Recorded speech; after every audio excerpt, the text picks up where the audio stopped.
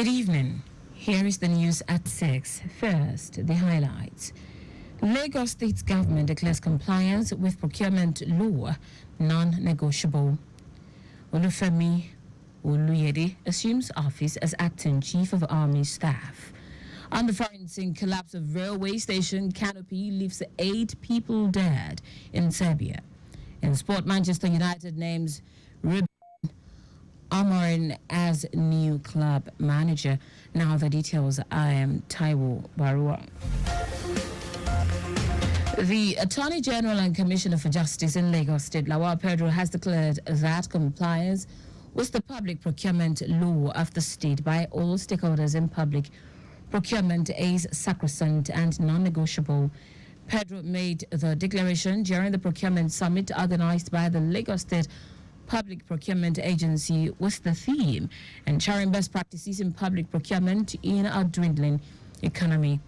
Pedro made the declaration during the procurement summit organized by the Lagos State Public Procurement Agency with the theme ensuring best practices in public procurement in a dwindling economy. Pedro, who is also a member of the governing board of the Lagos State Public Procurement Agency, pointed out that in keeping with the provisions of the procurement law, the procurement process of ministries, departments, and agencies of the state must be transparent, competitive, and accountable.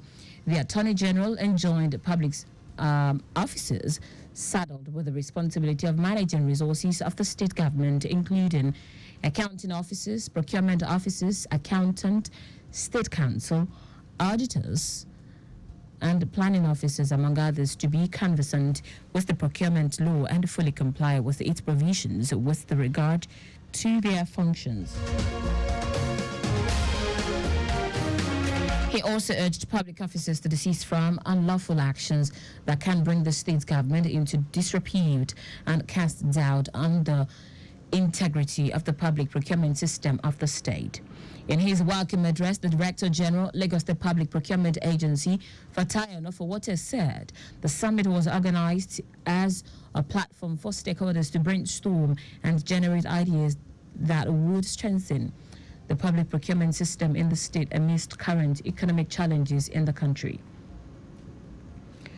The Lagos State Ministry of Women Affairs and Poverty Alleviation, WAPA, has launched the groundbreaking Women in Agriculture Cooperative, a landmark initiative aimed at empowering women in agriculture while addressing poverty across the state. The ministry also inaugurated new ESCO members for the cooperative, which represent a pivotal commitment by the state government to equip women with the tools, training, and financial resources necessary to succeed in Nigeria's agricultural sector. Commissioner for WAPA, Bolaji Dada, while acknowledging the essential role of women in the agricultural industry, said the initiative as a movement represents the collective vision of empowered women, driving economic growth and strengthening communities across the state. Dada noted that through the cooperative, government is creating a strong support system that offers training, access to agricultural resources, financial literacy programs, and market linkages tailored specifically for women. Earlier, the president of WAPA, Women in Agriculture Cooperative, Bola Oguntuga, lauded the Lagos State government for initiatives and policies geared towards the economic development and freedom of women in the state. The federal government has officially flagged off the commencement of work on the Ondo section of the Lagos-Calabar Coastal Highway. Minister of Works David Umahi, during a town hall meeting and stakeholders engagement in Akure on the alignment of the Ondo segment of the coastal road, said the state 63-kilometer section of the highway design would be concluded in November. Umahi said the coastal highway was significant to the economic development of the affected state and the country in general, affirming President Bola Tinubu's commitment to ensuring roads across all 36 states are in good condition. He promised that the federal government is committed to restoring the Ayetoro community currently battling sea incursion. The Nigerian Copyright Commission (NCC) has conducted a raid on several bookshops in the Ajegunle boundary area of Lagos State, seizing pirated books valued at approximately 20 million naira. This operation was led by the Deputy Director and Head of Operations at the Lagos office, Charles Amodipe, with a team of copyright officers as part of the Commission's ongoing effort to combat piracy across the country. NCC's Director General John Asian said that no effort would be spared in identifying and prosecuting those involved in this crime, regardless of their status or location. Piracy has been a major issue affecting publishers, authors, and the economy, and the Commission says it has a zero-tolerance policy towards all forms of copyright infringement. Now to the rest of the stories. Acting Chief of Army Staff Olufemi Oluyede has officially assumed office after signing and exchanging the handing over note with the Chief of Defense Staff Christopher Musa at the Defense Headquarters. Musa urged all officers, including principal staff officers at the Army Headquarters, General Officer Commanding, and Corps Commanders, to fully support the Acting Chief of Army Staff. He explained that the appointment of Oluyede was made necessary by Tarid Lagwaja's illness, citing President Bola Tinubu's constitutional powers as Commander-in-Chief to ensure no void exists within the armed forces.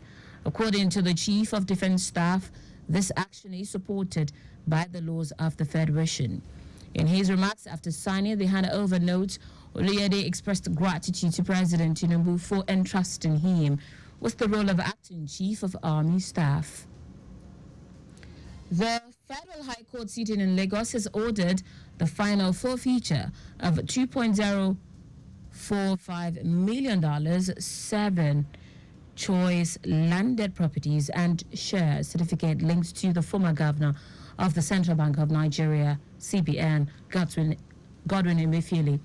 In a ruling, the presiding judge, Dende Dikpeolu, ordered the permanent forfeiture of the monies and the 2 shares certificates after holding that the former CBN governor or any other interested party did not contest, same after the initial interim forfeiture.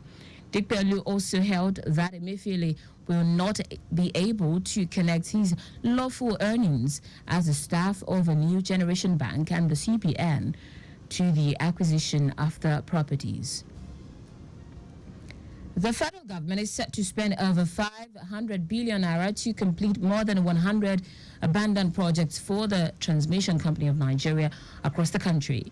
Minister of Power Adebayo Adelabu, who stated this during an official visit to the Kano Electricity Distribution Company, said he was in the state to engage with stakeholders to identify and tackle obstacles hindering optimal performance in the power sector. Adelabu also apologized to Nigerians, especially of northern extraction, over the elongated days of blackout experienced in the last 15 days.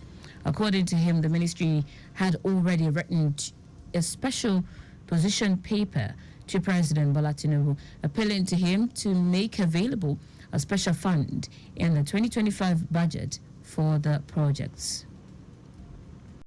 In foreign news, 8 people have died after a concrete canopy at a railway station in northern Serbia collapsed.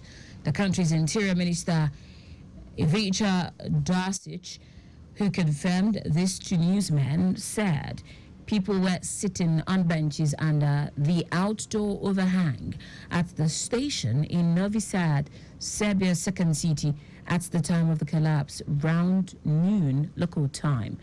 Drasic also said 2 people were in hospital, including one man who had his legs amputated, adding that rescuers are in contact with 2 others, including a girl still under the rubble.